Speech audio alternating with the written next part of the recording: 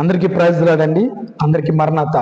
ఒక తమ్ముడు నన్ను ఇలా అడుగుతున్నాడు, అన్న దేవుని వాక్యం మరి యూట్యూబ్లో లేకపోతే ఇన్స్టాగ్రామ్లో ఫేస్బుక్లో సోషల్ మీడియా అంతా వాడుతున్నాం, డైరెక్ట్గా వెళ్ళి వాక్యం చెప్పొచ్చు కదా అంటే చెప్పామండి. చాలామంది విన్నారు, దేవుని గురించి తెలుసుకున్నారు.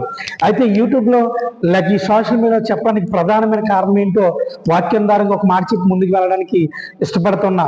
ఆ తమ్ముడు అడిగిన ప్రశ్నకి మరేంటంటే కనుక మరి ఆదికాండం 1వ అధ్యాయంలో చూస్తే కనుక దేవుడు ఏదైనా తోటలో ఆదాము అవను సృష్టించినప్పుడు ఇక్కడున్న ప్రతి చెట్టును మీరు తినండి, ప్రతి పండును మీరు తినండి, అక్కడ ఒక చెట్టు ఉంది జీవవృక్షాలు తెలిపే చెట్టు, దాన్ని మాత్రం మీరు తినవద్దు అని చెప్పినప్పుడు ఏదైతే మానవుడు చెప్తాడో అదే చేస్తారు. మీ ఇంట్లో చూడండి, మీ పిల్లలు ఇది చెయ్యొద్దురా అని చెప్పినప్పుడు ఆ పనే చేస్తారు, చెయ్యొద్దనే పనే చేస్తారు పిల్లలు.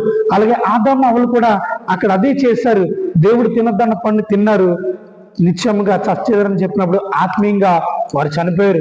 ఈరోజు కూడా మనుషులు బిజీ షెడ్యూల్లో ఒక మాట మాట్లాడితే ఒక్క నిమిషం కూడా సమయాన్ని కేటాయించట్లేదండి. అందుకే ఈ సోషల్ మీడియాలో నేను ఎంచుకుని సోషల్ మీడియా ద్వారా దేవుని వాక్యాన్ని ప్రకటిస్తున్నాను. అందరూ రీల్స్ చూస్తారు, స్క్రోలింగ్ చేస్తూ ఉంటారు, కానీ ఏదో ఒక మాట యేసు ప్రభు మాట వారిని పట్టుకుంటుంది. అందు నిమిత్తమే ఆ నిమిత్తం బట్టి కాబట్టి ఈ సోషల్ మీడియాలో ఎంచుకుని దాని ద్వారా దేవుని వాక్యం చెప్పడం వల్ల అనేక మంది యవనస్తులు దేవుని గురించి తెలుసుకుంటూ ఉన్నారు. కొంతమంది బ్యాడ్ కామెంట్స్ కూడా పెడుతున్నారు. దేవుడు వారిని ఏదో రోజు తడతాడు. బైబిల్ చించిన వారిని యేసు ప్రభు మార్చాడు. సాధు సుందర్ సింగ్ అనే వ్యక్తి మారిపోయి దేవుని సువార్త చేశాడు.